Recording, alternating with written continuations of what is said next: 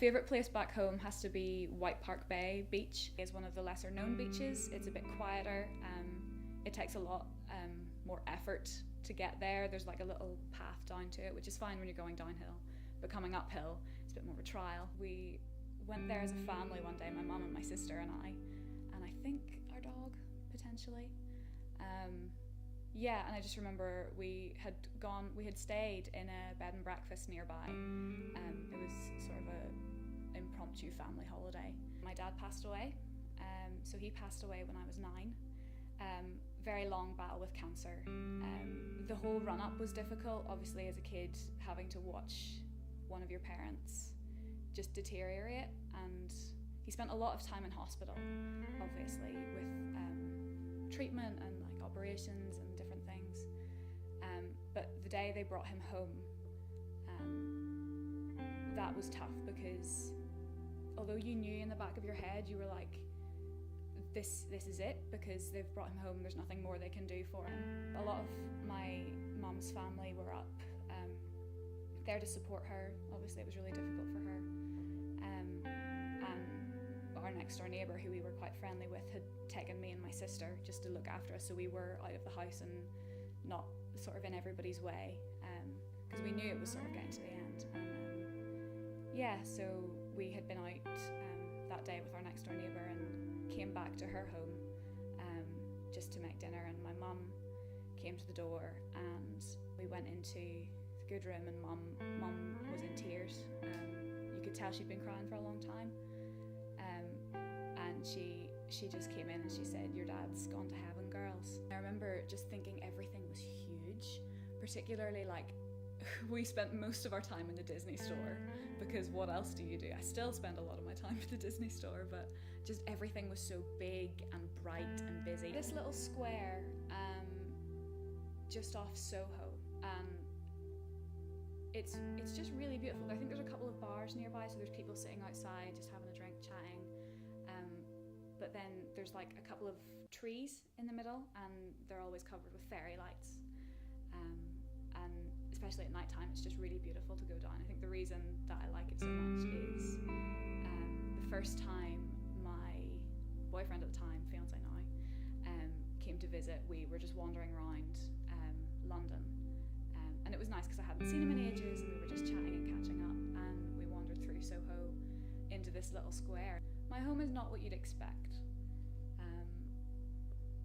I think particularly now with Northern Irish politics being a bit more prevalent in England, people have their own preconceived ideas of what it's actually like.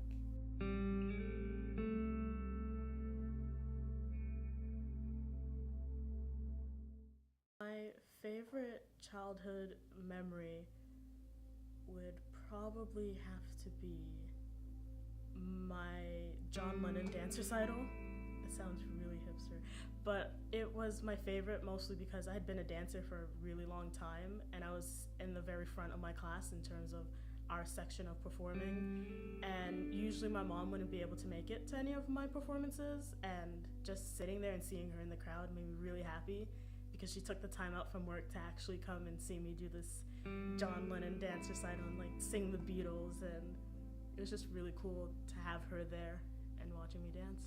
Well, my last day, I spent the whole day cleaning because I didn't want to leave my room in a mess. My mom calling me when I'm in London like, "You left your room in a mess, why did you leave it like this?"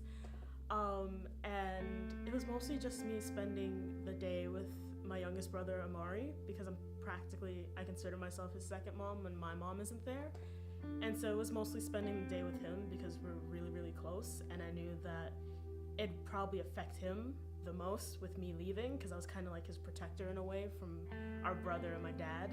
I was like, he always has looked up to me, and so it was like really hard kind of leaving him, so I wanted to spend the entire day with him, especially after he came home from school, because by then they had started school. We got to university and I was just too excited to sleep. I had gotten no sleep on the plane and I was still too excited to fall asleep, and we just walked around and explored. My worst childhood memory would probably have to be when my grandfather died. I didn't know that he had died until we got to the airport when my dad told me, and was really devastating because I knew that my grandpa was sick. He had been sick for a very long time before I was born, and I knew that he was getting worse. But it didn't really like dawn on me that he would die. I really love Camden. I don't know what it is. I think just the blending of different cultures and people with art really resonates with me. So going to Camden and seeing concerts in the snow, or going and like trying out different foods, or buying like weird crystals to put in my room, I just feel kind of at home. My grandmother applied for her citizenship and got it in 2006, and my mom got hers in 2013, and my dad still does a green card type situation. So it's kind of odd, because when I go to Trinidad, I still feel just kind of at home because it's full of family. And even though I am a Yankee, as I like to say, I feel safe there because I know that they're there, and I know that if anything happens, like my grandmother's house in Trinidad, that's my house. There's multiple beaches around Trinidad because it's an island, but there's one called Mayaro Beach. My great-grandparents' house, which is still standing, is still there. It's right down the block from the beach. And so when I was about, let's say, I think it was around the time I went for my grandfather's funeral, we all went to Mayaro Beach, and it's just a really fun day of just playing in the sand and pulling in fish sales, because they were pulling in fish to go sell in the market. My home is complicated. I technically have 4 homes, if I really think about it, because being a first-gen citizen, my parents' home is Trinidad, so I've been there every year since I was born. And then moving from New York to Philly, that was also a change in home. And then moving from Philadelphia to London, that was also another change at home.